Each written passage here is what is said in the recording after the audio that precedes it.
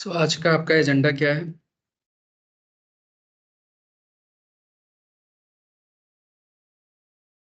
First चीज, basic automation. क्या है एग्जैक्टली ऑटोमेशन, क्यों हमें करना है? And second part I will cover installation. क्योंकि ये डेमो जो लेक्चर है, ये आपका डेमो नहीं है, एक तरीके से ये आपका लाइव लेक्चर है, रियल लेक्चर है। मतलब नेक्स्ट क्लास में हम इसके आगे से ही पढ़ाएंगे। ठीक है? क्योंकि डेमो देके हम टाइम क्यों वेस्ट करें? तो अपने को वो नहीं चलेगा। तो ये पार्ट ऑफ सिलेबस है जिसको हमें कवर करना है, और यही आपके लिए एज ए डेमो हो जाएगा। ठीक है? तो डेमो में जनरली आपको क्या चाहिए होता है? जनरली कि कौन पढ़ाने वाला है, कैसा पढ़ा रहा है, आपको समझ में आ रहा है कि नहीं आ रहा है, राइट? या फिर आपके जो क्वेरीज है वो आंसर्ड हो रहे हैं कि नहीं हो रहे हैं, मेनी थिंग्स। ओके? तो जो भी आपके क्वेरीज होंगे, जो भी आपके डाउट्स हैं, कैसे होगा कोर्स, क्या होगा, क्या सिलेबस होगा, वो सारी चीजें मैं आपको बताता हूँ। ठीक है? ओके। तो सबसे पहले मैं बताता हूँ ऑटोमेशन टेस्ट हब के बारे में। तो मोस्टली आप लोग में से कोई रेफरल है कि सब गूगल से सर्च करके आए हो? गूगल से सर्च करके आए हो? तो आपने बहुत जगह पे इंक्वायरी किया होगा। ऐसा तो नहीं कि एक ही जगह इंक्वायरी किया होगा। तो कहीं पे भी आपने क्लासेस वगैरह अटेंड किया कुछ? कुछ नहीं, डायरेक्ट यहीं पे? फिर मतलब यहाँ के बाद से प्लान है? तो यहाँ अटेंड करने के बाद से प्लान है कि दूसरा? देखो, सिंपल सा, आप क्यूए बंदे हो, क्यूए हो कि नहीं? क्यूए का काम क्या होता है?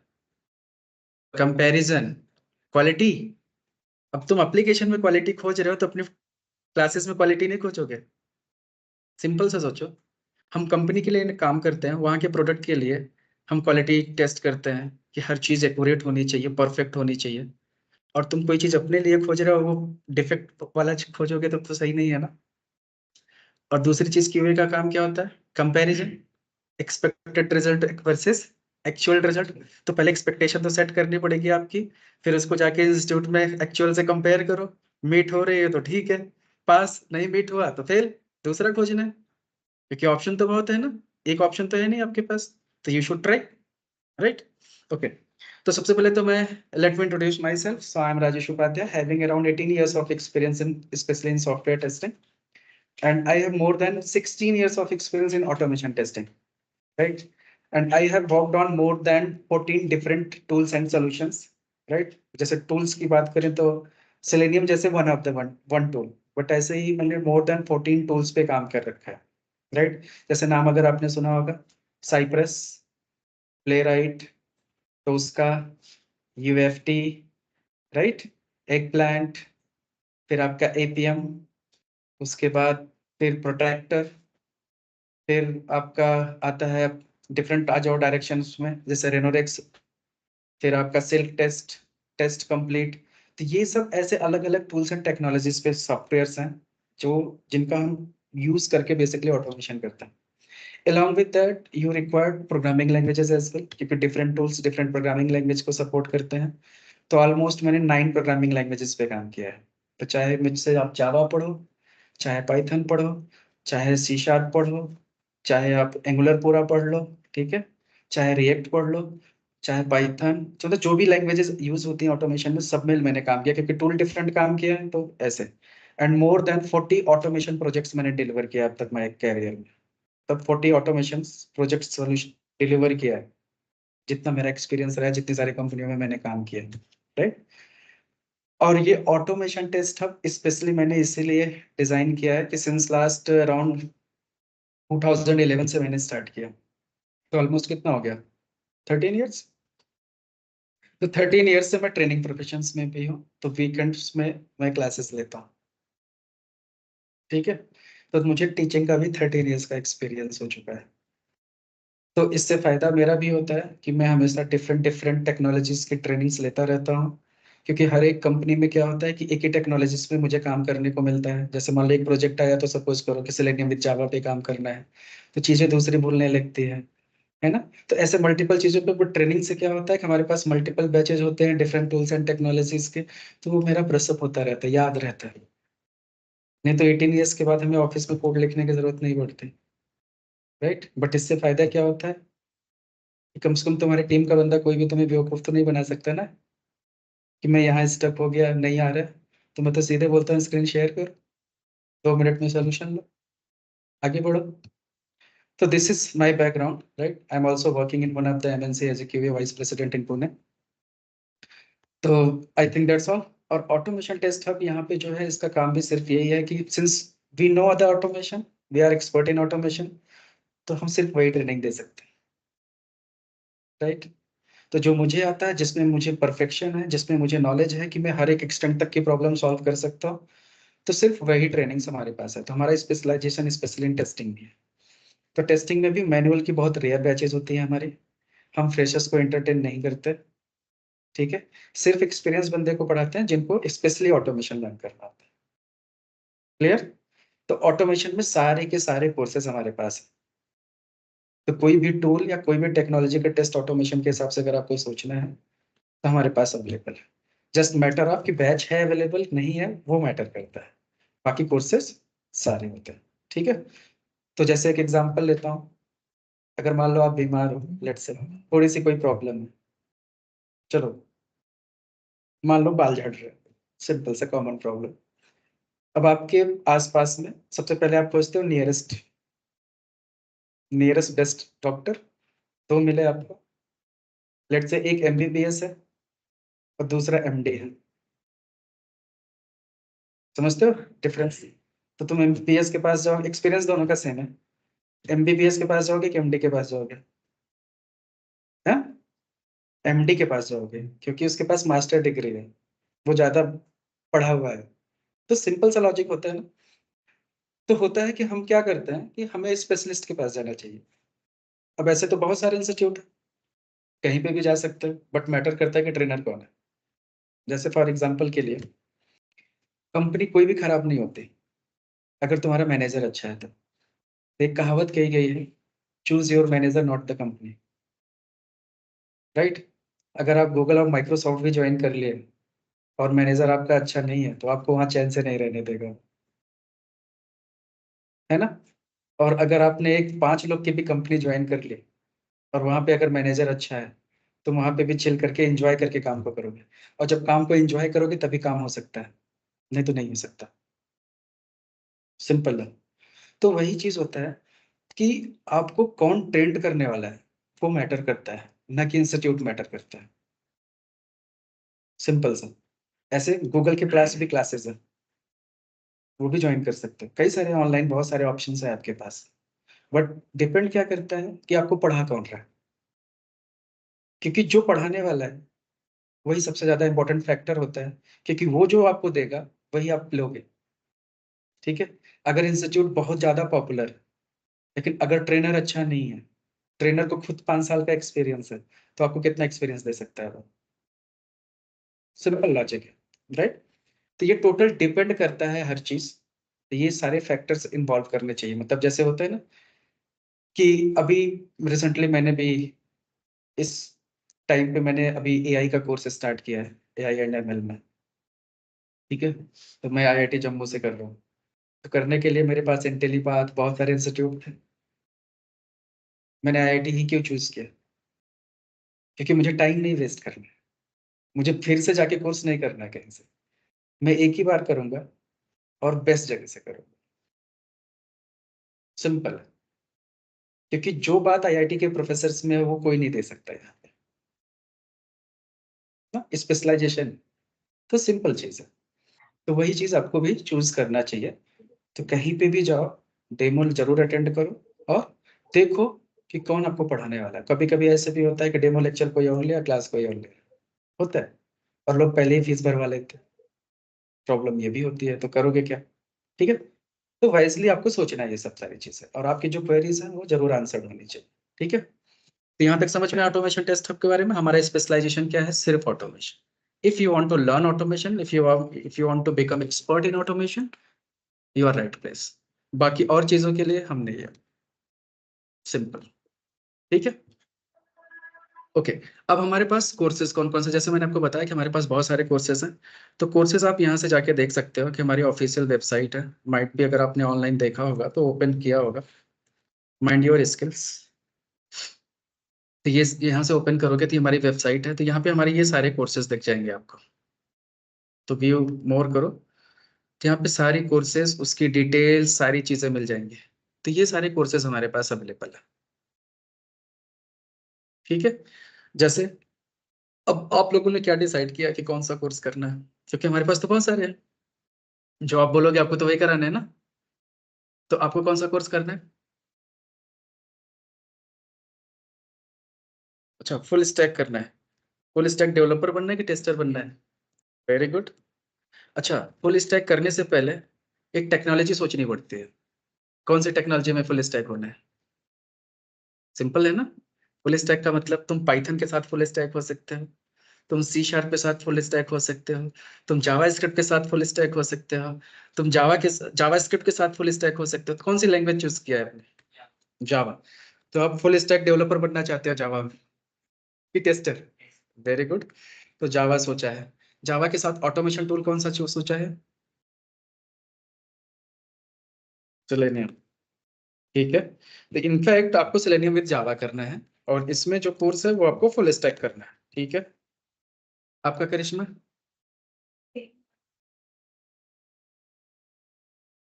अच्छा, ये नहीं डिसाइड किया है, but Selenium with Java are you sure? ठीक है। आप? सेलेनियम प्लस एपीआई, तो सेलेनियम तो है, बट लैंग्वेज कौन सी? मतलब Java, Python, C sharp, JavaScript? नहीं डिसाइड किया अभी? ठीक है, डिसाइड कर लेना फिर थोड़ी देर में। ओके, और ऑनलाइन में हर्षदा आपने क्या डिसाइड किया है? As of now, I've just planned to attend this session and just take idea on this. Oh, that's really nice then. So कोई नॉलेज नहीं है कि what is automation and what tool is currently popular in the market? Actually, I do have knowledge about automation, but I'm not particularly aware about what is the exact flow and how we are supposed to plan all these automation testing things. Okay, no worries. Yeah. Shrutika?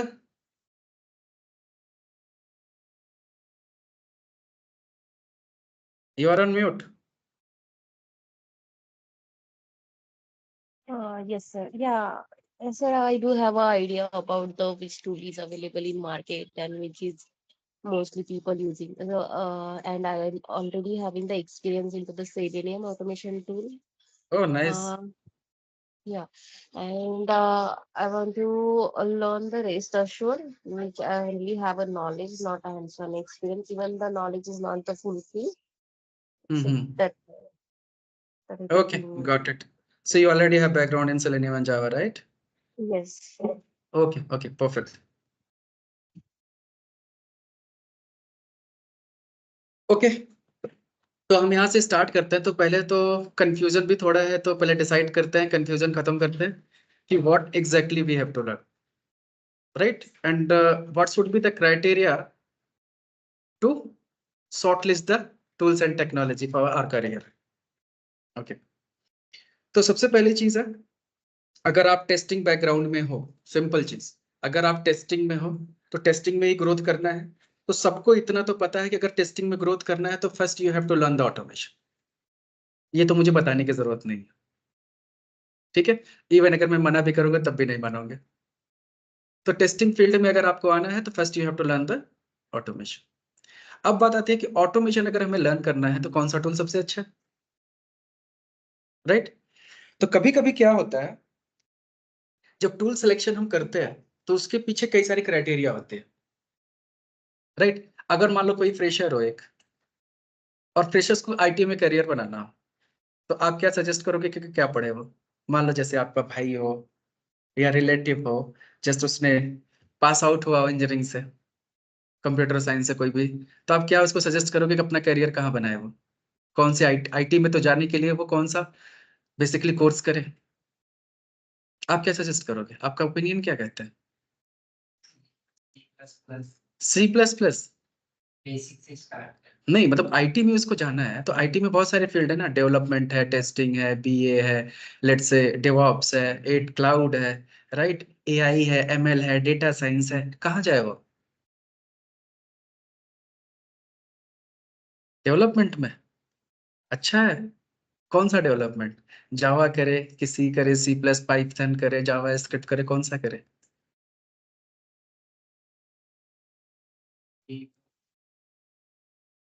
तो बहुत सारे हैं ना, तो कौन सा करे, क्या सजेस्ट करोगे? ब्लैंक हो गए, जबकि तुम्हें एक्सपीरियंस है आईटी का। तो हमारा क्राइटेरिया क्या होता है? अपना सिंपल सा, मान लो आपको कार खरीदनी है, सिंपल एक एग्जांपल लेते हैं, आपको कार खरीदनी है, आपको पता है कि कौन सी कार सबसे बेस्ट है, रोल्स रॉयस, है ना? खरीद पाओगे? तो सोचोगे इसके बारे में? कभी नहीं। तो सिंपल सी बात है, हमें खुद से सोचना पड़ता है कि कौन सी चीज बेस्ट है, तो बेस्ट है, बट हमारे लिए क्या बेस्ट है, that I need to find out. समझ गए? तो हमारे लिए क्या बेस्ट है वो हमें फाइंड आउट करना है। हमारे लिए बेस्ट कौन सी चीज है, कैसे आप फाइंड आउट करोगे? पहली चीज, तुम्हारे बजट में आए, तभी तो खरीदोगे, है ना? अभी ये आर्टिफिशियल इंटेलिजेंस और मशीन लर्निंग की क्लास ज्वाइन करोगे तो पता लगा 6 लाख रुपए फीस है। Can you afford that? First thing, तो आपको ये सोचना पड़ेगा, पहली चीज। फिर दूसरा क्राइटेरिया, क्या उसको आप समझ भी पाओगे, पढ़ भी पाओगे? क्या वो तुम्हारा कुछ बैकग्राउंड वैसा है, जैसे एआई पढ़ने के लिए मैथमेटिक्स में स्ट्रांग होना चाहिए, क्या तुम्हारा वो पास्ट रहा है कि मैथमेटिक्स तुम्हें समझ में आता था? तो कुछ क्राइटेरियाज होती हैं जो हमें समझनी चाहिए। और थर्ड क्राइटेरिया, सबसे बड़ी जो क्राइटेरिया होती है वो ये कि क्या इससे मुझे जॉब मिलेगी।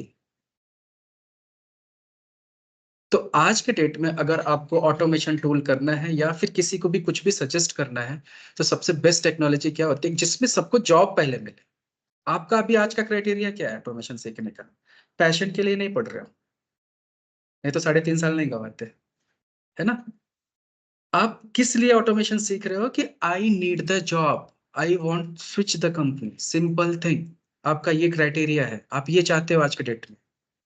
तो आपके लिए अब आपको एनालिसिस ये करना पड़ेगा कि कौन सी टूल्स एंड टेक्नोलॉजी में या ऑटोमेशन का ऐसा कौन सा टूल हमें सीखना पड़े कि जिसमें हमें क्विक जॉब मिले, मतलब जल्दी जॉब मिले। वही तो टूल करना पड़ेगा। अब वो टूल एनालाइज करना होता है। दूसरा, उस टूल के साथ साथ आपको ये भी सोचना पड़ेगा, क्योंकि ये आप इन्वेस्ट करने जा रहे हो, इन्वेस्टमेंट मनी भी है, और दूसरा सबसे बड़ा इन्वेस्टमेंट टाइम है, क्योंकि पैसा तो इस टाइम पे आपके पास होगा, लेकिन टाइम निकाल के पढ़ना बहुत मुश्किल काम है। क्योंकि कैसे कैसे लोग पढ़ते हैं मुझे पता है। टाइम निकाल के पढ़ना आज के टाइम पे एक्सपीरियंस होने के बाद सबसे मुश्किल काम है, नहीं मन करता पढ़ने का। और अगर आप जबरदस्ती सब चीजों को साइड रख के अगर फोकस करके पढ़ते हो, अपने आप को ट्रांसफॉर्म कर रहे हो, तो वो सही सही डायरेक्शन में होना चाहिए, आपका इंटरेस्ट भी होना चाहिए उसमें। तो अगर गलत टूल्स और टेक्नोलॉजी अगर आपने पकड़ लिया, तो फिर क्या होगा, दोबारा हिम्मत नहीं होगी पढ़ने की। समझ गए? तो होता क्या है, since you guys are already in this industry since long, तो आपको भी पता है कि कौन सा टूल सबसे ज्यादा पॉपुलर है। तो आज के डेट में जो पेड टूल होते हैं वर्सेस ओपन सोर्स हो गया है। तो सबसे पहले हम क्या कैटेगरी, एक बैरियर बनाएंगे कि पेड वर्सेस ओपन सोर्स। तो पहले हम बनाएंगे कि पेड टूल कौन कौन से पॉपुलर हैं, और दूसरा ओपन सोर्स कौन कौन से पॉपुलर है। अब ओपन सोर्स का मतलब आपको समझ में ही आता है, जो फ्री के हैं, और पेड वाले जिनमें लाइसेंस का कॉस्ट है।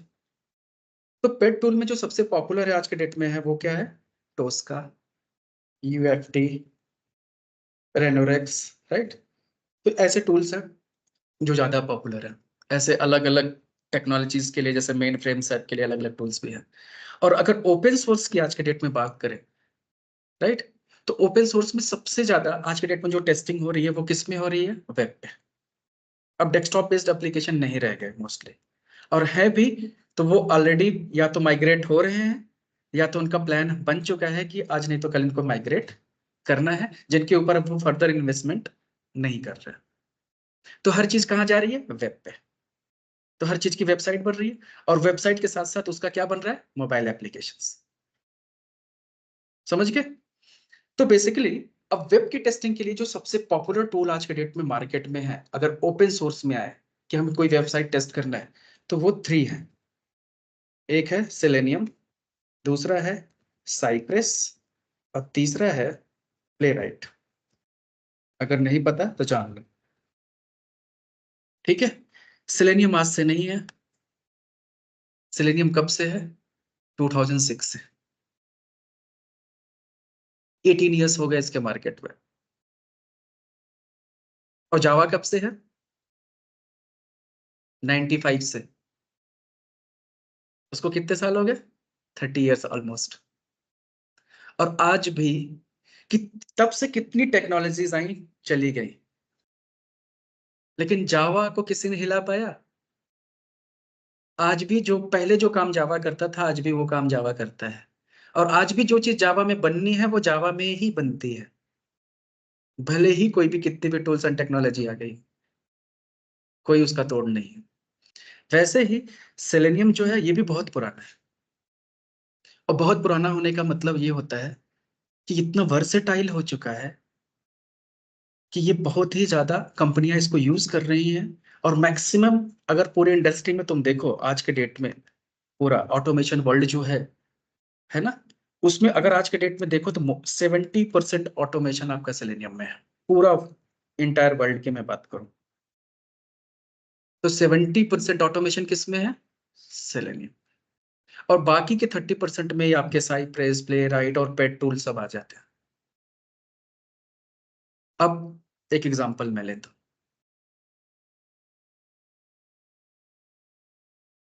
जुपिटर और एक्टिवा, दो स्कूटी होती है। खरीदने जाओगे तो ऑलमोस्ट दोनों की प्राइस सिमिलर हो जाएगी, ठीक है। फीचर वाइज अगर मान लो दोनों सेम है, सब कुछ सेम है, प्राइस भी सेम है, फिर आप एक्टिवा लोगे कि जुपिटर? अगर सब कुछ ठीक है तो क्यों? ट्रस्टेड है। सिंपल लॉजिक, सिंपल लॉजिक, है ना। क्योंकि उसका सबसे मेन रीजन क्या है? अगर सब कुछ खरीदने में सेम मिल रहा है तब भी हम एक्टिवा इसलिए लेंगे क्योंकि उसके मल्टीपल चीजें हैं। अब मैं बताता हूँ रीजन। एक तो उसकी रीसेल वैल्यू ज्यादा होगी। जब भी आप उसको एक साल बाद, मतलब आप भी खरीदो जुपिटर, आपका फ्रेंड भी जुपिटर एक्टिवा ले, एक साल बाद दोनों के दोनों बेचो, देखो किसको ज्यादा पैसा मिलता है। तो पहली चीज, उसकी रीसेल वैल्यू ज्यादा है। दूसरी चीज, एक्टिवा के छोटे छोटे मैकेनिक कहीं पे भी मिल जाएंगे। एक्टिवा का कोई भी पार्ट किसी भी शॉप पे मिल जाएगा तुमको, क्योंकि बहुत पुराना है ना। तो जो होता है, जो पुराने गाड़ियां होती हैं, जो पुराने ब्रांड है, उनके हर एक मॉडल, जैसे मारुति, मारुति का पार्ट सबसे सस्ता, और हर गैरेज में कहीं पे भी ले जाओ हर मैकेनिक उसको सही कर देगा। हर जगह उसके पार्ट अवेलेबल है सस्ते में, इसीलिए मारुति की रीसेल बहुत ज्यादा है। हर जगह उसके मैकेनिक मिल जाते हैं, तो इसीलिए तो लोग वही खरीदना चाहते हैं कम बजट में। तो सेम काम सेलेनियम के साथ है। अब सोचो ऐसे सोचो,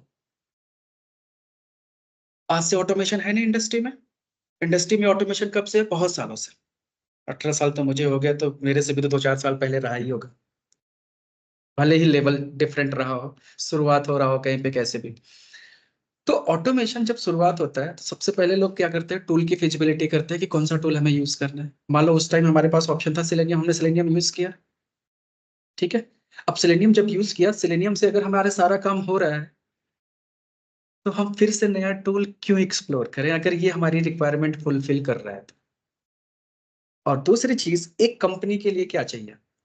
मान लो कि एक मैनेजर हो, मैनेजर को डिसीजन लेना है कि ये नया प्रोजेक्ट आया है, इसमें हमें ऑटोमेशन करना है। सिंपल। अब इसके लिए हमारे पास मल्टीपल टूल्स है, मल्टीपल प्रोग्रामिंग लैंग्वेजेस है, मल्टीपल टेक्नोलॉजीज, हमें क्या यूज करना चाहिए, ठीक है।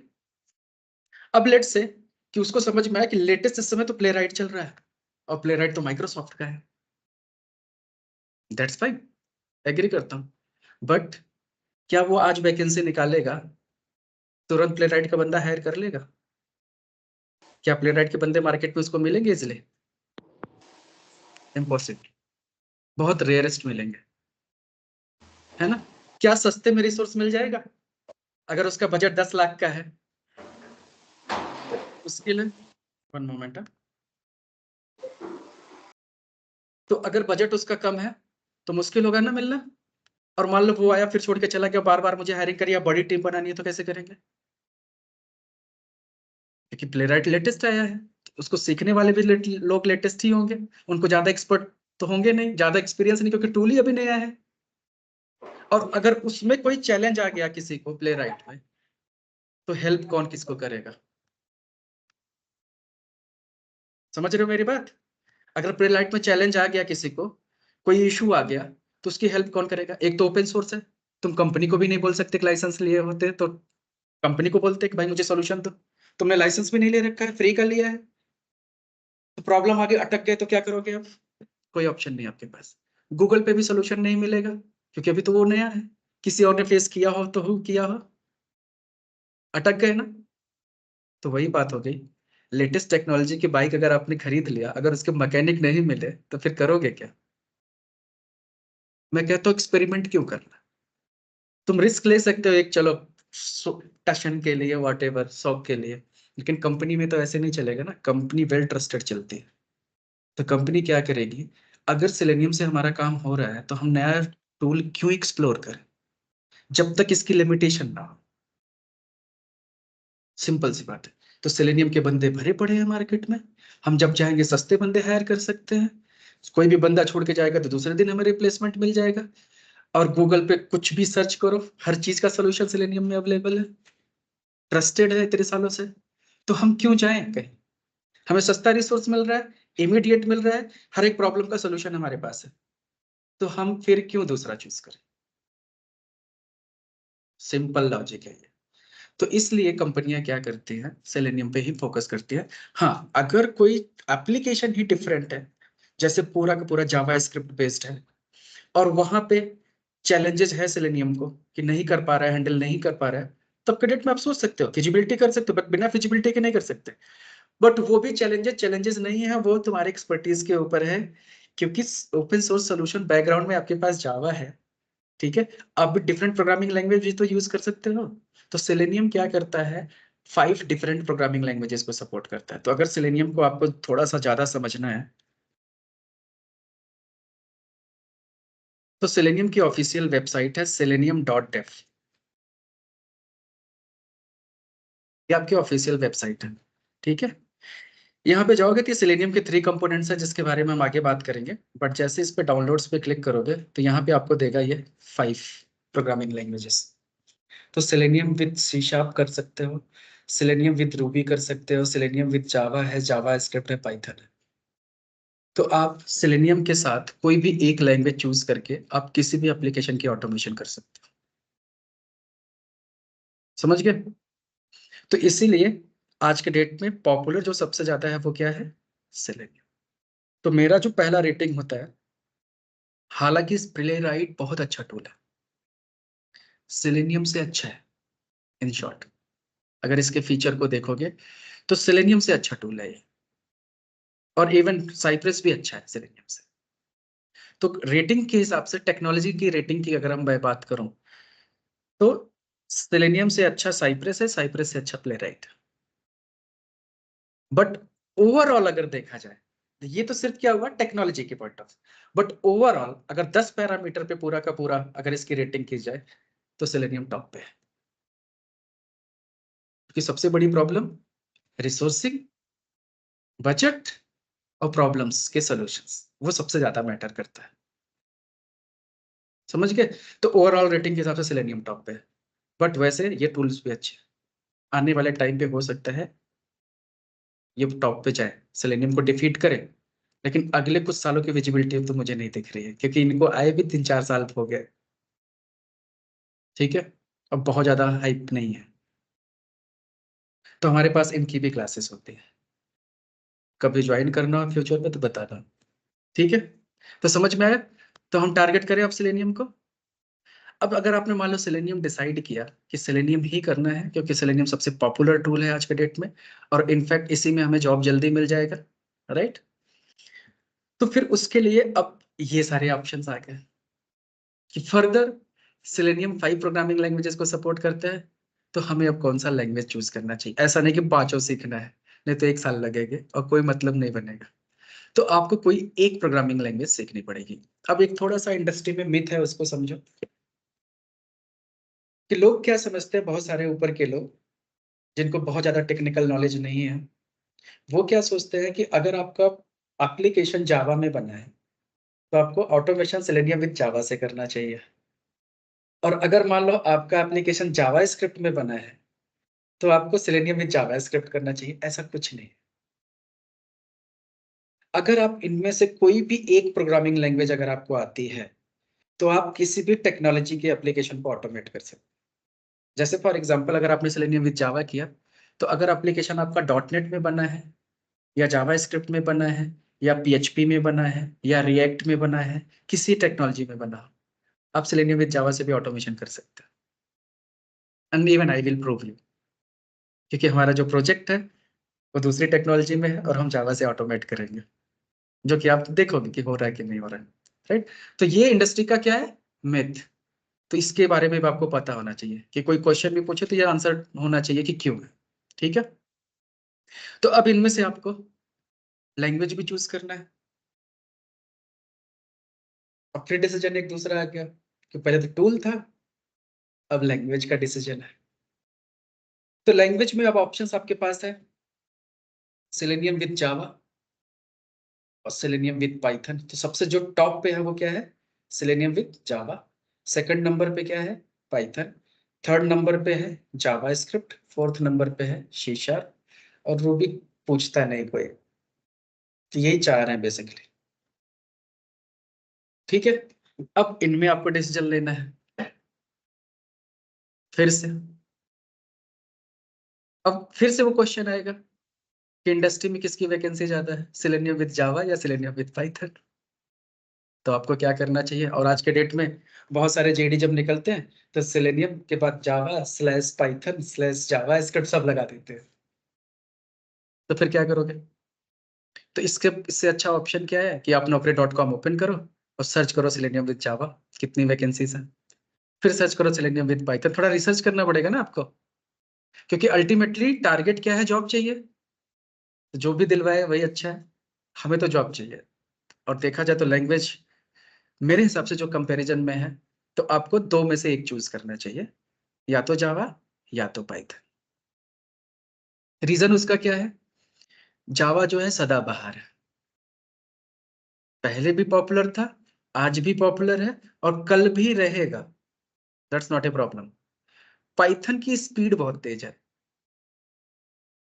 समझ गए। आया तो था बहुत पहले, लेकिन आज के डेट में पाइथन की स्पीड इतनी तेज है कि जितने भी लेटेस्ट टेक्नोलॉजी जैसे एआई एमएल डेटा साइंस देख ही रहे हो ना, जो टेक्नोलॉजी एकदम बूम पे है, मार्केट में सबसे हाइप है जिसकी, चैट जीपीटी वगैरह सब देख ही रहे हो, बैकग्राउंड क्या है, Python. Python could be a future. हो सकता है कि पाइथन में ही हर चीज हो फ्यूचर, हमें नहीं पता, लेकिन हम अभी श्योरिटी तो नहीं दे सकते। लेकिन जावा तो रहेगा, पाइथन हो सकता है मैक्सिमम मार्केट को कवर कर ले, दैट्स फाइन, बट फिर भी जावा रहेगा। तो दो ही ऑप्शन आपके पास है, तो मैं यही रिकमेंड करूंगा, जावा या तो पाइथन। अब दोनों के अपने एडवांटेज है। पाइथन सीखना आसान है, जावा सीखना थोड़ा मुश्किल है। थोड़ा मुश्किल in the sense concept similar है, दोनों लैंग्वेज तो लैंग्वेज है, लॉजिक उसके अंदर जो है वो अपना ही रहेगा। लॉजिक से कोई मतलब नहीं प्रोग्रामिंग लैंग्वेज का, सिर्फ प्रोग्रामिंग लैंग्वेज के जो सिंटैक्स होते हैं वो थोड़े टेढ़े होते हैं। जैसे जावा में हर एक चीज का एक मैटर मतलब होता है, मतलब केस सेंसिटिव है वो। अगर कैपिटल लेटर है उसको स्मॉल लेटर लिखा तब भी प्रॉब्लम आएगी। जहां पे जावा में 10 लाइन का कोड लिखना है, पाइथन 2 लाइन में खत्म कर देता है। तो डिफरेंस क्या है, पाइथन को सीखना आसान है और जावा सीखना थोड़ा सा मुश्किल है। मतलब मुश्किल मतलब ये नहीं हो सकता कि नहीं आता, तुम्हें सिंटेक्स को ज्यादा फोकस करना पड़ेगा, मतलब एक स्टार्ट करने वाली बात है, समझ गए। तो तुमने स्टार्ट कैसे किया, तो एक तरीका समझो, बस चलाना और कार चलाना। अगर हम स्टार्टिंग से तुम्हें ट्रेनिंग बस की ही दे दें तो बस भी तुम्हारे लिए आसान हो जाएगा, और स्टार्टिंग से ट्रेनिंग अगर कार की दे दे तो कार भी आसान हो जाएगा। दोनों मुश्किल उतना ही लगेंगे। कंपैरिजन आप तब कर पाओगे जब आप एक सीख लो, एक चलाते रहो, दूसरा कोशिश करो। जैसे कार चलाने के बाद बस चलाना तब भी उतना ही मुश्किल रहेगा, बट बस चलाने के बाद कार चलाना बहुत आसान लगेगा। तो वही यहाँ पे भी फैक्टर है। अगर आपको जावा आ गई तो आप कोई भी प्रोग्रामिंग लैंग्वेज सीखने के लिए कभी इंस्टीट्यूट जाने की जरूरत नहीं पड़ेगी। मतलब अगर आपको जावा आती है तो within a week self study से आप पाइथन सीख सकते हो। लेकिन अगर आपको पाइथन आती है तो जावा सीखने के लिए आपको फिर से कहीं ना कहीं तो जाना पड़ेगा। तो जावा एक बस है और पाइथन एक कार है। अब कार की फीचर्स, लग्जरी, स्पीड जानते ही हो, बस के कंपैरिजन में ज्यादा होगा, लेकिन वो बस है, बहुत लोगों को लेके चलता है। तो वही इतना सा डिफरेंस है। तो ये भी डिसीजन आपको ही लेना है कि विच वन इज बेटर। तो कभी कभी लोगों को लगता है कि पाइथन आसान है तो पहले ले ले, लेकिन वो भी है कि देखो मार्केट में वैकेंसीज कितनी आती है पाइथन पे, ये भी तो एक फैक्टर है। तो बट अच्छा है, तो ऐसा नहीं है। तो मेरा जो रिकमेंडेशन होता है वो भी ऑलमोस्ट बराबर का होता है, थोड़ा बहुत 19-20 रहता है, क्योंकि सीखने के पॉइंट ऑफ व्यू से पाइथन आसान है, लेकिन जॉब में थोड़ा बहुत, अगर मान लो 100 वैकेंसीज जावा की मिल रही हैं तो पाइथन से 70-60 ऐसे मिलेगी, ऐसे होता है। तो थोड़ा सा गैप तो है जॉब को लेके, बट फ्यूचर में हो सकता है ज्यादा भी हो। लेकिन दूसरे वाइस वर्सा एडवांटेज क्या है, एक सिंपल सा समझो। अगर आप पैसे लगा रहे हो, टाइम दे रहे हो, वन टाइम फुल एनर्जी है, तो जावा सीखो। उसके बाद पाइथन तो तुम बैकग्राउंड में 10 दिन में लर्न कर सकते हो ना, खुद से भी। तो आपको दो दो चीजें ऐड करने को मिल जाएंगे। तो ये एक एडिशनल एडवांटेज है, क्योंकि एक ह्यूमन टेंडेंसी होती है, अगर इंसान शुरुआत बहुत आसानी से करेगा तो मुश्किल चीजें बहुत मुश्किल लगेंगे, और अगर तुमने मुश्किल से ही शुरुआत कर लिया तो बाकी की चीजें आसान हो जाएंगी। तो ये मैटर करता है कि तुम स्टार्ट कैसे करते हो, क्योंकि अभी तुम एनर्जी लगाओगे फुल ओके, वो चाहे जहां लगा दो वो सक्सेस हो जाएगा। तो ये डिपेंड करता है, समझ गए। तो फिर क्या सोचा, उसके आगे बैच शुरू करोगे ना, तो जावा या पाइथन? जावा।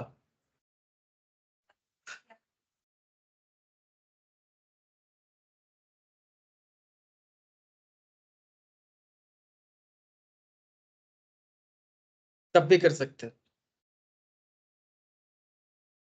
अरे कोई तो पाइथन बोलो, सब यहाँ पे जावा है। ऑनलाइन में किसी की प्रेफरेंस कुछ अलग? Harshada? No, Rajesh, I'll also go with Java. Okay, तो फिर चलो जावा में बात करते हैं अब आगे। तो अब आपने डिसाइड कर लिया अगर आपको सेलेनियम विद जावा करना है, राइट?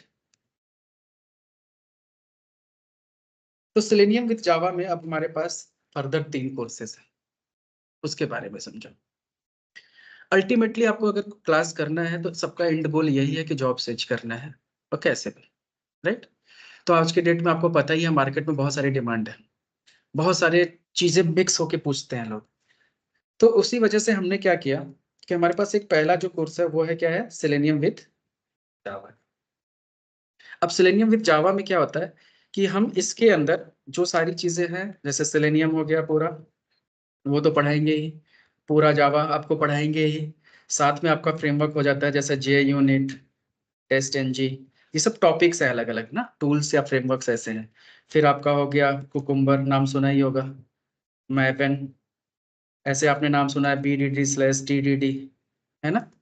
फिर इसके बाद CI/CD, CT, ये सब भी नाम सुना होगा अगर जॉब डिस्क्रिप्शन देखते होगे, राइट? तो ये सारी चीजें जो हो गई, गेट, जेनकिंस, ये सारी चीजें इसमें कवर्ड है। तो ये जो पहला सिलेबस हुआ आपका सेलेनियम विद जावा का। अब इसी में क्या करो, दूसरा सिलेबस हमारे पास होता है एस्टेट का। इसमें हम क्या करते हैं, सेलेनियम विद जावा, मतलब ये वाला पूरा कोर्स रहेगा, साथ में आपका API आ जाएगी, क्योंकि आज के डेट में हर जगह API तो पूछ ही रहे, चाहे वो मैनुअल हो या ऑटोमेशन हो, सबको क्या चाहिए, API तो चाहिए ही चाहिए। और अगर API नहीं है तो गए काम से, मतलब 10 इंटरव्यू दो, 8 में से गारंटी API पूछेंगे।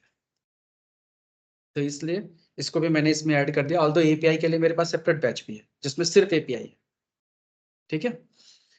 तो इस API में हम क्या क्या करेंगे, पोस्टमैन, तो पोस्टमैन से हम मैनुअल भी करते हैं और ऑटोमेशन भी करते हैं। तो इसमें हम आपको मैनुअल टेस्टिंग भी सिखाएंगे और एज वेल एज ऑटोमेशन भी सिखाएंगे, किसमें, पोस्टमैन में। और साथ में एक दूसरा टूल भी सिखाएंगे जिसका नाम है रेस्ट एश्योर्ड, जो प्योरली ऑटोमेशन जावा लाइब्रेरी पे है। तो ये पूरा हो जाएगा। तो ये आपका दूसरा कोर्स बन गया।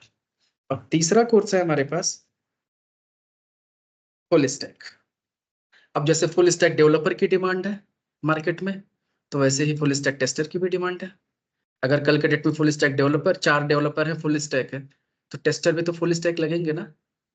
अब ऐसा नहीं कि फिर फ्रंट एंड के लिए दूसरा, बैक एंड के लिए दूसरा टेस्टर आएगा, टेस्टर एक ही चाहिए।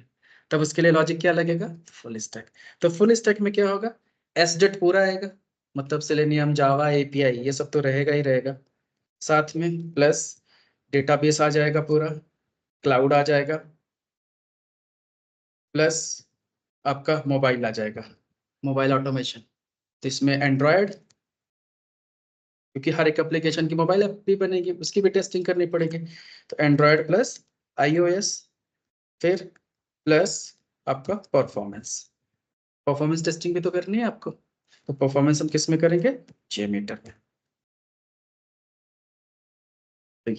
तो ये आपका पूरा, और प्लस बेसिक यूनिक्स।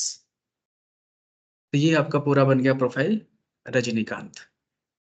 पूछो कहाँ से क्या पूछना है, काम जो देना है दे दो, हम तैयार हैं। तो ये भी प्रोफाइल बहुत ज्यादा पॉपुलर हो जाती है। तो ये जनरली आज के डेट में मार्केट में फुल स्टैक खोजोगे तो नहीं मिलेंगे, क्योंकि बंदा 2-3 साल मैनुअल किया होगा, फिर जाके ऑटोमेशन में मूव किया होगा, तो फिर ऑटोमेशन सीखा होगा, तो कहाँ से इतना सारा कुछ सीख लेगा। इतना सब कुछ सीखने के लिए कम से कम उसको मिनिमम 10 साल लगने चाहिए इंडस्ट्री में, तभी तो पूरा सीख पाएगा वो। क्योंकि जनरली काम मिला होगा तभी तो वो सीखा होगा, तभी तो एक्सपीरियंस आया होगा धीरे धीरे। और इंडस्ट्री में क्या होता है जनरली, पहले से मोबाइल ऑटोमेशन के अलग बंदे होते हैं, परफॉर्मेंस के अलग बंदे होते हैं, ऑटोमेशन के अलग बंदे होते हैं, मैनुअल के अलग होते हैं। अब एक ही बंदे में सब चीज कहाँ से मिलेगी, नहीं मिलती जल्दी। अब ये मान लो बिजनेस नीड है आज के डेट में, तो एक बंदे में नहीं मिलता, तो वो मिलेगा भी तो 10+12+ ईयर्स एक्सपीरियंस के बाद का एक्सपीरियंस होगा, उसके अंदर ये चीजें होंगी, और उसकी सैलरी पहले से 30 लाख के ऊपर है। ठीक है। अब 12 साल वाले के बंदे को हायर करा के टेस्ट केस लिखवाओगे, ऑटोमेशन कराओगे, तो क्या है, और 30 लाख के ऊपर पैकेज भी है इसका, आएगा तुम्हारे पास कंपनी ज्वाइन करने के लिए। वो कहेगा भाई मैं टेस्ट आर्किटेक्ट हूँ, हम सोल्यूशन प्रोवाइड करेंगे, बंदा तुम्हारा रहेगा काम करने के लिए, और उतना पैकेज कौन देगा उसको। तो ये एक प्रॉब्लम है। तो इसलिए इसकी डिमांड बढ़ रही थी, तो इसलिए हमने क्या सोचा कि अब एक होता है ना, जॉब अगर आपको लेनी होती है, एक डिफरेंस भी तो दिखाना होता है ना प्रोफाइल में, कि मान लो एक बंदे को 3 साल का एक्सपीरियंस है, उसको मैनुअल प्लस ऑटोमेशन आता है। एक बंदा है जिसको मैनुअल ऑटोमेशन एपीआई दोनों आता है, और एक तीसरा प्रोफाइल है फुल स्टैक है, तो कौन सा शॉर्टलिस्ट होगा पहले, सिंपल है ना। तो प्रोफाइल भी पहले शॉर्टलिस्ट होगी, और अगर इंटरव्यू में पूछा गया और इंटरव्यूअर को ऐसा अगर आपने पढ़ लिया, जस्टिफाई कर दिया कि तुम सब कुछ कर सकते हो, तो का भले ही इंटरव्यू कितना भी अच्छा गया हो, लेकिन अगर एक बंदा सब कुछ कर सकता है और उसने इंटरव्यू में जस्टिफाई किया, तो कौन शॉर्टलिस्ट पहले होगा, सिंपल। तो प्रोफाइल की वैल्यू बढ़ती है। हालांकि इंटरव्यू भी टफ होता है फुल स्टैक का, क्योंकि वो हर एरिया से पूछेगा, है ना। तो आपको ज्यादा मेहनत भी करनी पड़ेगी, लेकिन चांसेस भी ज्यादा है जॉब के, और अच्छा पैकेज भी ज्यादा है। तो फुल स्टैक का अपना एडवांटेज है, एक तो टाइम कंज्यूमिंग है। तो अब इसमें तीनों की बात कर लेते हैं। इसमें आपका मिनिमम 3 मंथ लगेगा। टाइम क्या कितना लगेगा, मिनिमम 3 मंथ। मतलब मैं मिनिमम बता रहा हूँ, इसके ऊपर भी लग सकता है, उसमें गारंटी मेरी नहीं होती, 4 महीने भी लग सकते हैं। वो डिपेंड करता है टोटल बैच टू बैच। जैसे क्या होता है, कभी कभी किसी बैच में होता क्या कि हम आपको लिबर्टी देते हैं कि मल्टीपल प्रोजेक्ट पे काम करने का। जैसे मैं मान लो 1-2 प्रोजेक्ट पे काम करा रहा हूँ, और आपको मैं बोलता हूँ कि आप फंक्शनल टेस्टर हो, आपके पास अपना खुद का प्रोजेक्ट है, एप्लीकेशन है जिसपे आप मैनुअल टेस्टिंग कर रहे हो। मैं आपको बोलता हूँ आप अपने कंपनी के प्रोजेक्ट को ऑटोमेट करो, कोई प्रॉब्लम है तो पूछो। अब मान लो अपने आप कंपनी के प्रोजेक्ट को ऑटोमेट कर रहे हो, चैलेंजेस बहुत आ रहे हैं, तो उसमें हेल्प करनी पड़ेगी, है ना। ऐसे 10 लोग, मतलब 5 लोग अलग अलग प्रोजेक्ट पे काम कर रहे हो, तो सबके अपने पे चैलेंजेस होंगे, तो टाइम लगता है ना उसको सॉल्व करने में। तो वो बैच टू बैच होता है, जितनी क्वेरीज होंगी उसके हिसाब से ड्यूरेशन एक्सटेंड होगा। तो हमारे पास कोई फिक्स टाइम नहीं रहेगा कि हमने आज स्टार्ट किया तो ये डेट में खत्म कर देंगे, उसके बाद मतलब खत्म, ऐसा कुछ नहीं है। स्टार्ट डेट हमारा होगा फिक्स, एंड डेट नहीं होगा। जब तक आप फुली सेटिस्फाई नहीं हो जाते हो, आपका काम पूरा नहीं हो जाता है, आप कंटिन्यू रहो, ठीक है। फिर भी एक टाइमलाइन लेके चलना पड़ता है कि अगर सब कुछ ठीक ठाक चलता रहा, छुट्टियां नहीं कर रहे हो ज्यादा, पढ़ रहे हो, बैकलॉग प्रॉपर टाइम पे कंप्लीट कर रहे हो, क्योंकि कभी कभी ऐसे भी होता है अगर बैकलॉग बहुत ज्यादा बन जाता है तो मेरा काम ये नहीं है कि मुझे सिलेबस कंप्लीट करना है, क्योंकि वो चीज अगर आप नहीं पढ़ोगे आगे का समझ भी नहीं है, कभी कभी मुझे छुट्टी भी करनी पड़ती है कि पहले उसको कंप्लीट कर लो, ठीक है। तो कई सारी चीजें हैं जो मैटर करता है, बट मिनिमम टाइमलाइंस कितनी हो गई, 3 मंथ मान के चलो। और इसका भी रीजन है 3 मंथ क्यों, क्योंकि हमें थ्योरी नहीं प्रैक्टिकल करना है, और प्रैक्टिकल करने के लिए टाइम लगता है। तो टारगेट हमारा होता है कि कम से कम मिनिमम 200 टेस्ट केसेस मैं आपसे ऑटोमेट कराऊंगा, और अगर आपने रियल टाइम पे 200 टेस्ट केसेस ऑटोमेट कर लिया तो मिनिमम 2 ईयर एक्सपीरियंस आपका रियल हो जाएगा। क्योंकि अगर आप अपने कंपनी में जाके देखो, एक साल में एक ऑटोमेशन का बंदा कितने टेस्ट केस ऑटोमेट किया होगा कंपनी में बैठ के 8 घंटे। तो अगर मैं आपसे इस 3 महीने में ही 200 टेस्ट केस ऑटोमेट करवा लिया तो हो गया ना आपका 2 साल का एक्सपीरियंस, फिर तो रियल एक्सपीरियंस हो गया, फिर टेंशन ही खत्म ना, अंदर से कॉन्फिडेंस भी रहेगा, 200 तो किए हैं, अब एक एप्लीकेशन कर दिया तो कोई भी लाओ, सिंपल है, समझ गए। तो ये हो गया आपका, और इसकी फीस आपको पता ही होगी 25K है, ठीक है, विद डिस्काउंट, मतलब आफ्टर डिस्काउंट। तो डिस्काउंट इसमें क्या होगा, आपका जीएसटी, मतलब इंक्लूडेड है।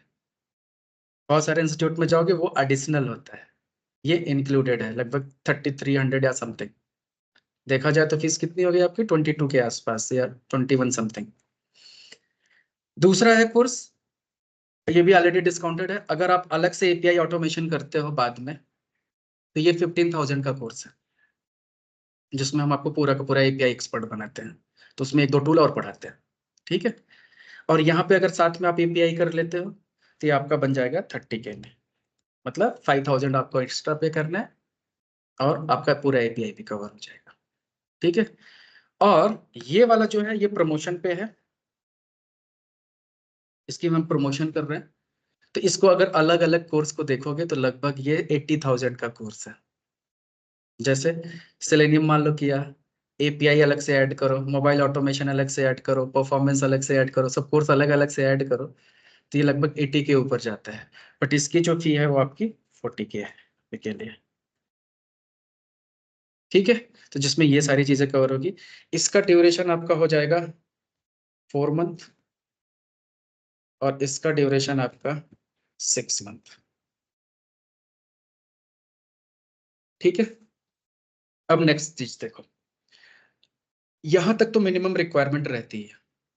जो मेरा आपको सजेशन अगर चाहिए कि आपको कौन सा कोर्स करना है, अगर आपको एपीआई का नॉलेज पहले से है तो ठीक है, एपीआई छोड़ दो, आपको एटलीस्ट ये सेलेनियम तो करना पड़ेगा। लेकिन मेरा जो रिकमेंडेशन है, अगर आपको मिनिमम करना है जॉब के पॉइंट ऑफ व्यू से, तो ये तो करना पड़ेगा, क्योंकि फ्रंट एंड और बैक एंड दोनों चाहिए ही चाहिए, ठीक है। तो एपीआई तो चाहिए, तो एटलीस्ट ये वाला आपको करना पड़ेगा। और ये वाला अगर आप इनरोल करते हो ये तो सबसे बेस्ट है। लेकिन इसका भी एक एडवांटेज क्या है कि जैसे इसमें एस्टेट कवर हो गया, आप कंटिन्यू इंटरव्यू देना स्टार्ट कर सकते हो, जॉब स्विच कर सकते हो। स्विच करने के बाद भी तो वीकेंड आपके पास रहेगा, आप पढ़ाई को कंटिन्यू करके आगे की चीजें भी लर्न कर सकते हो, फिर टेंशन फ्री होके इसको लर्न करोगे। क्योंकि अगर कंपनी में जाओगे, मान लो इस प्रोफाइल पे काम कर रहे हो और ये चीजें धीरे धीरे आपने लर्न किया, तो वहां पे आप एड ऑन कर पाओगे, उनको बोल पाओगे कि हम ये भी कर सकते हैं, तो वो भी काम आप ले सकते हो और लेके सीख सकते हो। फिर 1 साल जहां काम कर लिया सब में, फिर रजनीकांत बन गए, फिर स्विच करते रहो। तो ये लॉन्ग टर्म की प्लानिंग के हिसाब से, ठीक है। तो इट्स योर प्लान। अब दूसरा बेनिफिट आपको क्या मिलेगा कि इनमें से कोई भी कोर्सेज अगर आप करते हो तो आपको 2 इयर्स का सब्सक्रिप्शन यहाँ पे मिलेगा। अब 2 इयर्स का सब्सक्रिप्शन में ये होता है कि आपके पास अनलिमिटेड लर्निंग है। मतलब जैसे अगर आप कोई दूसरा ट्रेनिंग इंस्टीट्यूट में जाते हो, आपने एक बार कोर्स वहां से कंप्लीट किया, मतलब आपका बैच निकल गया, काम खत्म आपका, मतलब आपका कोर्स छोटा, सिलेबस छोटा, या आप नहीं अटेंड कर पाए, वो आपकी गलती। बैच खत्म, फिर आपका इंस्टीट्यूट से कोई मतलब नहीं होता ना। यहाँ पे ऐसा नहीं है। यहाँ पे क्या है, आपको 2 इयर्स का अनलिमिटेड सब्सक्रिप्शन मिलेगा। अनलिमिटेड का मतलब विदाउट एनी कंडीशन। तो अगर आप एक बैच में पढ़ रहे हो, ठीक है, और अगर आपकी फीस पूरी पेड है सपोज करो, और अगर आपने इन बिटवीन किसी को मेडिकल इमरजेंसी हो गई, कुछ हो गया, ऑफिस के बहुत सारा काम आ गया, कुछ भी हो गया, आप कंटिन्यू नहीं कर पा रहे, तो आप कोई दिक्कत वाली बात नहीं है। जब आपको टाइम मिले दोबारा से फिर से कोई बैच ज्वाइन कर सकते हो अपने टाइमिंग के हिसाब से, कि जो आपको सुटेबल बैच लगे उस बैच को ज्वाइन कर सकते हो, चाहे स्टार्टिंग से, चाहे इन बिटवीन, चाहे एंडिंग, जहां से आपको लगता है कि हमें यहाँ से छोटा यहाँ से करना है, या हमें स्क्रैच से फिर से रिवाइज करना है। आप कोई अनकंडीशनल, मतलब कोई हिडन कंडीशंस नहीं है, आप उसको ज्वाइन कर सकते हो, और ये अप टू 2 इयर्स तक वैलिड रहेगा। तो 2 इयर्स तक, जैसे आपने एक बार सेलेनियम का मान लो कोर्स किया, सिंपल सा कोर्स किया, कभी कभी क्या होता है, ये रीजन मैंने क्यों इसको रखा है इसका भी बताता हूँ। एक तो बहुत सारी प्रॉब्लम्स होती है, लोग बिट में कोई इमरजेंसी आ जाता है जिसकी वजह से क्विट करना पड़ता है, ऑफिस का होता है प्रेशर, और कभी कभी मोस्टली जो मैंने नोटिस किया वो क्या है कि इंटरव्यू आपका ऑटोमेशन में होता है, और कंपनी आप ज्वाइन करोगे फिर वहां पे आपको मैनुअल पकड़ा देते हैं। अब क्या होगा बंदा, अभी तो कंपनी स्विच किया, ऑटोमेशन से फिर मैनुअल में आ गया, तो अब तुरंत इमिडिएटली तो चेंज नहीं कर पाएगा ना। 6-8 महीने मैनुअल में काम करते करते ऑटोमेशन भूल जाता है।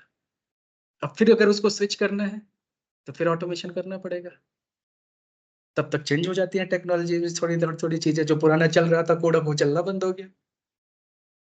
समझ गए? जैसे अभी यूट्यूब की वीडियो उठाओ और वहां से कोड लिखना शुरू करो तो पता लगा आपका कोड चल ही नहीं रहा, उसका चल रहा है। तो होता यही है। तो उसके लिए फिर क्या करो, देखो हमारे पास फिर से आओ, फिर से फ्री में पढ़ो, कोई प्रॉब्लम नहीं, राइट। तो 2 ईयर अनलिमिटेड सब्सक्रिप्शन का मतलब, इसमें मैं आपको क्लासेस अनलिमिटेड आपकी रहेगी, राइट। आपका प्रोजेक्ट सपोर्ट रहेगा, मतलब आप किसी कंपनी को ज्वाइन करते हो, अगर वहां पे भी अगर आपको ऑटोमेशन में कोई चैलेंजेस आता है कि यहाँ पे ये एप्लीकेशन है, यहाँ पे ये सिनेरियो है, यहाँ पे हमारा मैनेजर बोल रहा है ऐसे नहीं ऐसे करने के लिए, तो कैसे आपको करना है, कौन सा फ्रेमवर्क बनाना है, क्यों बनाना है, उसको कैसे जस्टिफाई करना है, कब डेमो देना है, कैसे प्लान बनाना है, सारी सब में हम आपकी हेल्प करेंगे। तो बस आपकी प्रॉब्लम हमें बताओ कि ये है, हम फोन पे आपकी हेल्प कर देंगे कि क्या है, नई प्रॉब्लम है समझ में आ रहा है, लैपटॉप लेके आओ विकेट पे, दिखाओ क्या है, ठीक है। तो आपको वहां पे भी प्रोजेक्ट सपोर्ट चाहिए, तब भी 2 इयर्स तक अनलिमिटेड आप उस हेल्प ले सकते हो हमसे। इसके बाद 2 इयर्स तक आपका जॉब सपोर्ट भी रहेगा, आप हमारी हेल्प से चाहे जितनी बार जॉब चेंज करो, कोई टेंशन नहीं, मल्टीपल टाइम चेंज करना, मल्टीपल टाइम चेंज करो। समझ गए? मतलब 2 ईयर सब्सक्रिप्शन का मतलब हर एक चीज आपके लिए अनलिमिटेड रहेगी। क्लियर? सिर्फ आपको फॉलो अप करना पड़ेगा, आपको क्या जरूरत है कब नहीं। अब ये नहीं कि भूल गए चले गए, मस्त जिंदगी चल रही है, 2 साल बाद फिर फोन करो सर ये प्रॉब्लम है, तो याद तो रहना चाहिए ना। तो खैर रिकॉर्ड्स तो रहता ही है, बट ठीक है, कीप इन टच, राइट, ऐसे होता है। तो ये सब्सक्रिप्शन समझ में है। तो साथ के साथ एडिशनल बेनिफिट ये है कि हमारे एक बैच में 5 से 7 बंदे ही होते हैं मैक्सिमम। क्यों? क्योंकि अगर भीड़ हो गई तो पढ़ाई नहीं हो पाएगी, हमें 1-to-1 फोकस करना होता है। तो हमें 5 को ही ट्रेंड करना है, लेकिन 5 को रजनीकांत बनाना है, सिंपल, ठीक है। वो 5 25 दिन लेके आएंगे, उनकी एक बार चेंज हुआ तो लोग खुद ही पूछे अरे कहाँ से क्या किया है ऐसा, कहाँ से कोर्स किया, तो खुद ही भेजेंगे, सिंपल। तो क्वालिटी से कंप्रोमाइज हम नहीं करते, तो अपना एक रूल है। तो एक बैच में मैक्सिमम 5 से 7 बंदे नए हो सकते हैं, 3 बंदे पुराने हो सकते हैं, क्योंकि 2 ईयर का अगर आपने सब्सक्रिप्शन दे रखा है तो पुराने बंदे पढ़ेंगे किस बैच में, तो 3 बंदे पुराने भी ज्वाइन कर सकते हैं, तो मतलब मैक्सिमम 10 तक जा सकते हैं। तो पुराने बंदों को भी हमें ऐड करने का ऑप्शन रहता है। ऑनलाइन है तो कोई दिक्कत नहीं, ऑफलाइन में ज्यादा नहीं, ठीक है, क्लियर। तो ये ऑनलाइन ऑफलाइन मिला के 5-7 रहेंगे न्यू बंदे, चाहे वो उसमें से कुछ ऑनलाइन हो चाहे ऑफलाइन हो, डजेंट मैटर, बट बैच का साइज इससे बड़ा नहीं होता है। तो ये भी एक अपने आप में बेनिफिट है, ठीक है। ट्रेनिंग के बारे में मैंने आपको बताया, ट्रेनर मैं ही रहूंगा इस बैच का। और नेक्स्ट जो है आपका प्रोजेक्ट्स, तो प्रोजेक्ट भी आपका रियल टाइम रहेगा, फर्स्ट टाइम से ही आपको प्रोजेक्ट पे हम काम कराएंगे। तो प्रोजेक्ट मैं आपको दिखा देता हूँ, ऐसा भी नहीं कि 2 पेज का प्रोजेक्ट है। तो ये प्रोजेक्ट आपको लोकली इंस्टॉल करना पड़ेगा। तो ये एक सीआरएम का सॉफ्टवेयर है, तो जैसे आपको पता है एक इंडस्ट्री में सीआरएम बहुत बड़ा सॉफ्टवेयर होता है, हर एक कंपनी में चाहिए होता है ये, राइट, कस्टमाइज करके। और इस प्रोजेक्ट को भी आप अगर चाहो तो रिज्यूमे में लगा सकते हैं, एक्सपीरियंस जिसको दिखाना है ऑटोमेशन में, नहीं प्रोजेक्ट है उसके पास वेब एप्लीकेशन का, तो आप ये भी दिखा सकते हो, दैट्स नॉट ए प्रॉब्लम। तो ये एक इतना बड़ा एप्लीकेशन है कि इसको ऑटोमेट करने के लिए एक बंदे को कम से कम 5 साल लगेंगे, अगर वो ऑटोमेट पूरा करना है तो कम से कम 10,000 से ज्यादा टेस्ट केसेस बन सकते हैं इस पे, इतना बड़ा प्रोडक्ट है ये। तो एक तो हम ये प्रोडक्ट लेके चलेंगे जो कि यूनिवर्सल है। दूसरा प्रोडक्ट हम ऑन डिमांड लेके चलते हैं, तो अगर डोमेन के हिसाब से, कि जैसे कभी कभी क्या होता है कि आज के डेट में डोमेन्स भी बहुत इंपॉर्टेंट होते हैं, कि कभी टेलीकॉम डोमेन में काम करना है, कि बैंकिंग डोमेन में काम करना है, कि हेल्थ केयर में है, राइट। तो अलग अलग डोमेन्स भी होते हैं, तो डोमेन नॉलेज भी होना जरूरी है। तो कभी कभी प्रेफरेंस आपके बैच के ऊपर होता है कि आप सब लोग क्या चाहते हो। बैंकिंग डोमेन करना चाहते हो तो एक प्रोजेक्ट हम बैंकिंग पे कर लेंगे, तो जिससे क्या होगा कि आपको बैंकिंग एक्सपीरियंस हो जाएगा, राइट। लेकिन फिर वही बात आ जाती है कि अगर आप वर्किंग हो तो दिखाओगे कैसे रिज्यूम ना। अब जैसे मान लो किसी का बैंकिंग रहता है तो उसके लिए ज्यादा अच्छा है, लेकिन अभी अभी आप बोलो तो आपका अभी डोमेन क्या है? ट्रेडिंग। ट्रेडिंग तो बैंकिंग आ गया ना, इन्वेस्टमेंट बैंकिंग, ये तो अच्छा ही है ना। तो इन्वेस्टमेंट बैंकिंग में फिर क्या होता है कि हम उस पर भी बात करते हैं, तो डोमेन नॉलेज भी कभी कभी प्रोवाइड करते हैं। तो अगर मुझे लगता है कि डोमेन नॉलेज से काम होता क्या है, कभी कभी डोमेन नॉलेज ना होने की वजह से इंटरव्यू क्रैक नहीं होता, तो फिर हमें एक दो स्पेशल क्लासेस लेकर डोमेन नॉलेज भी देनी पड़ती है, ठीक है। क्योंकि मेरा भी मोस्टली 12+ ईयर्स एक्सपीरियंस बैंकिंग का है, तो BSFI domain, banking finance investment banking, okay. तो एनीवे, फिर टेलीकॉम भी बहुत इंडस्ट्री में पॉपुलर है, तो टेलीकॉम में भी कभी कभी हम दे सकते हैं। तो ये हम डिसाइड करते हैं कि दूसरा प्रोजेक्ट कौन सा होगा। और तीसरा प्रोजेक्ट आप क्या कर सकते हो, आपका अपना खुद का है जिस पे आपको काम करना है। तो मतलब रियल टाइम काम करने के लिए आपके पास प्रोजेक्ट की कमी नहीं, बस आपको सिर्फ क्या करना है, फोकस्ड होके काम करना है, ठीक है। अब कोर्स कंप्लीशन के बाद आपके रिज्यूम कैसे बनाने हैं, क्या क्या कीवर्ड रखना है, ठीक है। फिर आपका इंटरव्यू प्रिपरेशन, इंटरव्यू प्रिपरेशन के लिए हमारे पास ऐसे ही 100-150 क्वेश्चन की लिस्ट है जो श्योर शॉट है। मतलब तो ये पढ़ा तो इंटरव्यू क्रैक, प्रोग्राम वोग्राम सब गारंटी है कि इसी में से 90% तो आना है, ठीक है। और वो मैं आपको याद करवा दूंगा। तो मतलब वो इंटरव्यू प्रिपेयर कराएंगे, फिर आपका मॉक इंटरव्यूज होगा। तो मॉक इंटरव्यूज का मतलब वो तो फाइनल मॉक इंटरव्यूज होंगे जो प्रॉपर इंटरव्यू की तरह होगा। उससे पहले क्या होगा कि हर एक क्लास में डेली बेसिस पे आपको असाइनमेंट मिलेगा, और डेली बेसिस पे जो पढ़ाया जा रहा है वो नेक्स्ट क्लास में पहले पूछा जाएगा। तो मतलब छोटा इंटरव्यू टाइप से डेली चलता रहेगा। मतलब मैंने कल क्या पढ़ाया वो आज पूछूंगा, फिर जो असाइनमेंट, और डेली बेसिस पे आपको असाइनमेंट मिलेगा जो कि अगले क्लास से पहले उसको कंप्लीट करना होगा। तो रेगुलरिटी मेंटेन रहनी चाहिए आपके पास। तो जैसे आप सैटरडे संडे पे क्लास लेते हो, तो सैटरडे संडे का असाइनमेंट इतना ज्यादा होगा कि वो 5 दिन में आपको कंप्लीट करना ही पड़ेगा, ठीक है। तो ये प्रैक्टिकली होगा। फिर मॉक इंटरव्यूज के बाद हम आपको रेफर करना स्टार्ट करेंगे, ठीक है। जैसे आपको किसी कंपनी में चाहिए कि स्पेसिफिक कंपनी में ही मुझे जॉब चाहिए, अगर वहां पे वैकेंसी तुम्हें पता चलती है तो बताओ, तो फिर हम रेफरेंस निकालेंगे उसका।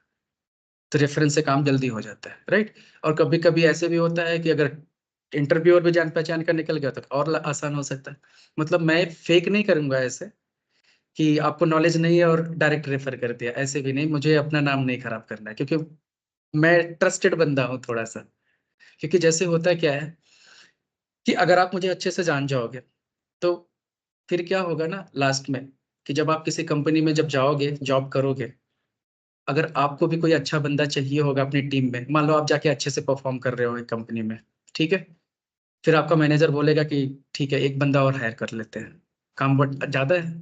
तो आपसे पूछेगा ना, इंटरव्यू तो आप लोगे। तो आपको अगर अच्छा बंदा चाहिए तो आप कहाँ जाओगे, सबसे पहले मेरे पास, कि मुझे इस एक्सपीरियंस का एक अच्छा सा बंदा दो। तो मैं आपके साथ चीट करूँ तो अच्छी बात रहेगी, कि मैं कोई भी बंदा ऐसे तुमको दे दूं और उसका भी काम तुम कर रहे हो, तो ट्रस्ट था ना तुम्हारे हमारे ऊपर। तो मैं ट्रस्ट नहीं खराब करता, तो मैं उसी को रेफर करता हूँ जो मेरा मॉक क्लियर करेगा। मुझे भी तो कॉन्फिडेंस होना चाहिए ना। और अगर आप नहीं पढ़ते हो, कॉन्फिडेंस मुझे खुद नहीं आ रहा है तुम्हारे ऊपर, तब फिर आपको नॉर्मल वाला बिहेवियर, मतलब कॉल आपको मिलेगी, इंटरव्यू आप दोगे, मैं लेकिन उसमें बीच में नहीं आऊंगा। रेफरेंस, पर्सनल रेफरेंस तभी लगाऊंगा जब मुझे लगेगा कि यू आर कैपेबल, तो मैं आपकी बहुत हेल्प कर सकता हूँ। और अगर बहुत अच्छे हो आप, एक्सपर्ट बन गए, तो फिर तो हमारे पास भी ओपनिंग आती रहती है। तो एक्सपर्ट्स की जरूरत तो सबको है, तो हम अब कहीं पे भी अपनी टीम में हायर कर सकते हैं। हमारी कितने सारे दोस्त मैनेजर्स है, क्यूए मैनेजर्स है, कहीं पे भी हायरिंग हो सकती है। तो वो सब देखो तुम्हारी कैपेबिलिटी के ऊपर है, झूठ मैं नहीं बोलता। कैपेबल रहोगे तो बहुत हेल्प करूंगा, नहीं पढ़ोगे तो फिर ज्यादा मतलब मैं नहीं रखता, ये भी जान लेना। सिंपल है, ठीक है ना। अगर आप अपनी हेल्प करोगे तो मैं भी करूंगा, नहीं करोगे तो नहीं हो पाएगा, क्योंकि तब नहीं हो सकता चीजें। तो हमें फोकस होके करना पड़ेगा, ठीक है। नहीं तो मैं आज आपको बोलूं कि नहीं आपकी हम जॉब 100% गारंटी ले लो, नहीं ले सकता। कोई किसी को जॉब नहीं दिलवा सकता। किसी इंस्टीट्यूट में जाओगे, वहां भले आपको बोलेंगे 100% प्लेसमेंट है, हमारे यहाँ 100% की गारंटी हम नहीं ले सकते। हम आपकी गारंटी ले सकते हैं कि अगर आप मुझे टाइम दोगे, मेहनत करोगे, 100% जॉब की गारंटी है। लेकिन अगर आप नहीं पढ़ोगे, तो मैं तो क्या, कोई नहीं दिलवा पाएगा। सिंपल है। अगर मेरा जो सिलेबस है, मैंने जो पढ़ाया, जो असाइनमेंट दिया, अगर आपने पूरा कर लिया, तो मैं तो 500% गारंटी लेने को तैयार हूँ। लेकिन नहीं पढ़ोगे तो मैं जॉब कैसे दिलवा सकता हूँ? सिंपल सा सोचो। इंटरव्यू तो आपको देना है ना, कैसे क्रैक करोगे? अब दूसरे इंस्टीट्यूट वाले कैसे बोल देते हैं 100% प्लेसमेंट की गारंटी, वो मुझे नहीं समझ में आता। ठीक है, तो मेरे पास ऐसा नहीं है। लेकिन मेरे पास ऐसा होता है कि जैसे 5 से 7 बंदे होते हैं बैच में, तो 5 से 6 तो लगते ही हैं। मतलब कभी कभी तो 7 हो जाते हैं, नहीं तो 5 तो मिनिमम क्राइटेरिया होता है। जिसने भी पढ़ा सीरियसली, 70% भी अगर सीरियसली पढ़ लिया, तो उसकी जॉब तो लगी जाती है बिफोर कोर्स। कोर्स कंप्लीट होने से पहले पहले लग जाती है, और अच्छे खासे पैकेज में। तो ये है। तो इसलिए फोकस होना है। पढ़ने के पॉइंट ऑफ व्यू से अगर आपको चाहिए, टाइम है, मेहनत कर सकते हो, पढ़ना है सीरियसली, तो यू आर राइट प्लेस। और बाकी की चीजों के लिए फिर देख लो कुछ और ऑप्शंस, ठीक है। और मैं थोड़ा स्ट्रिक्ट भी हूँ, मतलब ऐसे भी नहीं कि अगर आप नहीं पढ़ोगे तो तुमको ऐसे छोड़ दूंगा। बहुत परेशान करता हूँ मैं, थोड़ा सा जबरदस्ती पढ़ाता हूँ। तो ये थोड़ा, ये भी है कि थोड़ा मुझे झेलना भी पड़ेगा। नहीं पढ़ोगे तो जबरदस्ती पढ़ाना पड़ेगा। कभी कभी ऐसे होता है कि मैं उठ के यहाँ से जाने नहीं देता हूँ, जब तक पूरा काम ना हो जाए मैं यहीं से बैठा के काम करवाता हूँ। तो ये भी थोड़ी सी रिस्ट्रिक्शंस रहती हैं, ठीक है। तो ये भी एक गलत है, बट ठीक है, जो है मैं फैक्ट पहले बता रहा हूँ। ज्वाइनिंग के बाद ये नहीं कि ऐसा नहीं था, ठीक है। अब शायद मैंने सारी चीजें कवर कर ली। अब आप बताओ, कुछ और पूछना है? कोई डाउट है, कोई क्वेरी है? नहीं तो मैं फिर इंस्टॉलेशन पे मूव करूँ।